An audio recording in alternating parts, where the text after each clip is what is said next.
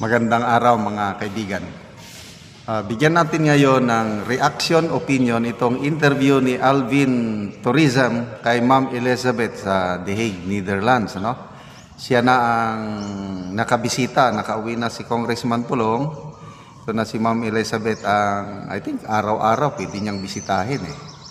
Ito, mayroong magandang balita na sinabi ni Ma'am Elizabeth tungkol kay PRRD, Diba? Sabi, payat.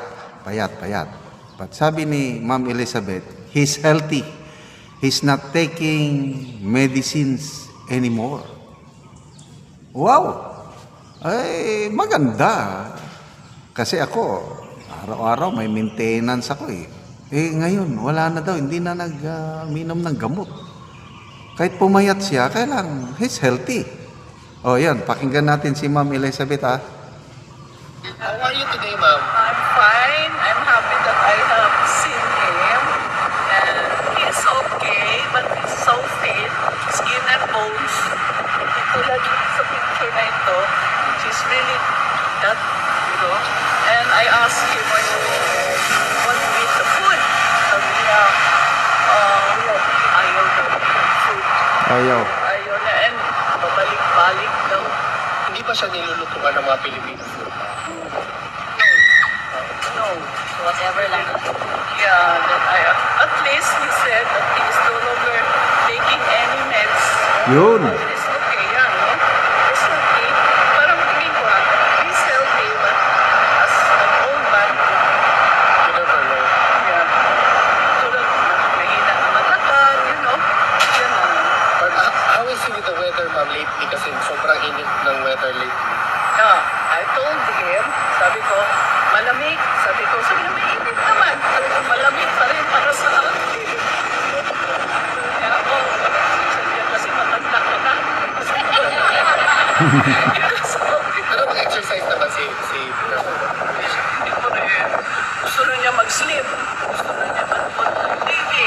Yan, after daw ng TV, sleep na naman daw siya. Yun lang. Yun ang galing. At saka nagbabasa naman siya ng libro, ma'am. Yeah. Nabasa din. Pero not so much. Gusto niya yung TV. She was asking about how is Davao, ganon. Okay ba daw si Basti sa kanyang kwan because he's the mas acting mayor, diba? So, sabi ko, okay naman. There's no problem. Sabi ko, and your grandson is also the vice mayor. Sabi ko, then the other one is the congressman, the second district. And he also asked me if the home daw won. Sabi ko, yes. Most of them are from home. Sabi ko, ganyan. That's it. Ma'am, meron bang message si PRRD para sa mga kababayan natin? Yes. He said, you go home. You go home. Thank you for your support. Ako rin, nagpapasalamat din sa inyo for your support. I am here also for my support. Sabi niya, mahal ang pasahe. Umuwi ka na. Sabi ko, we will be here for as long as we are needed here. Sabi ko ganun sa kanya. At yeah, sabi niya, you go home and thank you for your support. Yun ang sabi niya. Tapos, yun lang. Sabi niya, I am okay. Sabi niya, I am okay. Ma'am, pwede pakisabi kay PRRD na hanggang sa dulo nandito yung mga Pilipino. Wow. Kahit umulan, mag-snow, bumagyo, Yes, hindi I know. talaga kami aalis. You are so amazing. Yan talaga masabi ko sa inyo. You are so amazing. Yung mga rallies ninyo, sometimes I cry. I consider your support, the Filipino support all over talaga. Actually, ma'am, tomorrow, July 5 and July 19, meron pong another events na prepared as a call to action, Filipinos in Solidarity para kay PRRD po. Thank you for that. Pero yun nga, sabi niya, huwag na daw. He is okay, huwag na daw. Sabi niya, you go home. Tell them to go home. So, nagtanong ka siya, meron pa ba maraming tao doon sa labas? Sabi ko sa kanya, just to encourage him. He is not alone. Meron po question sa inyo ito? Yes, ma'am.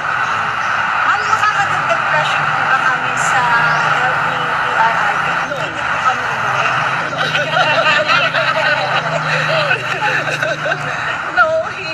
happy, but he doesn't want you to bother.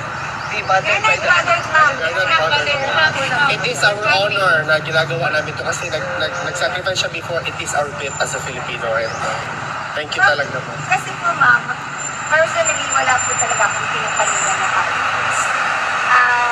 In honor of my father, tas lalo pa si former President para sa akin, ma'am, I think this for the country. Kasi respeto yun, ma'am. Dati siya presidente, order ko ang respeto naman.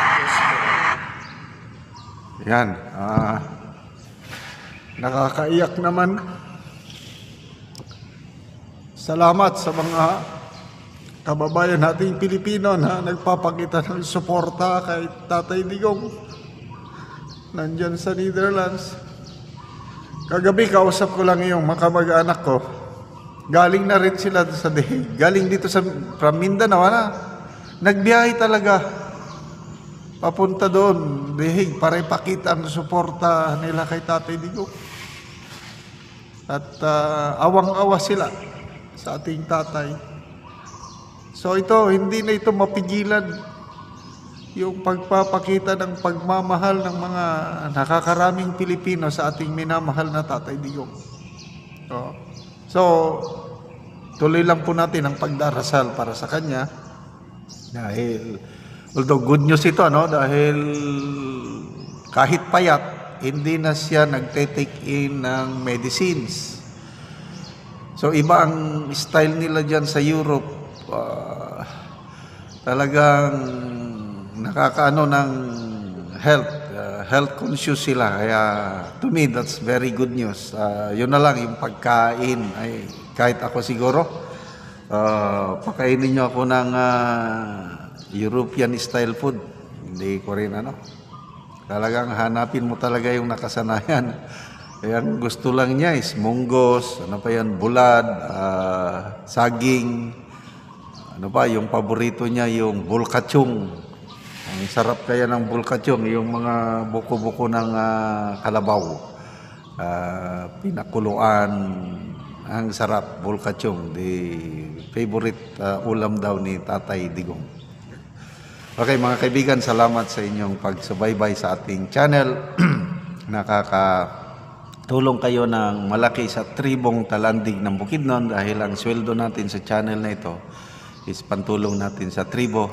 Namimigay tayo ng livelihood assistance sa kanila, nagpapatanim ng sayote, saging lakatan at Arabica coffee.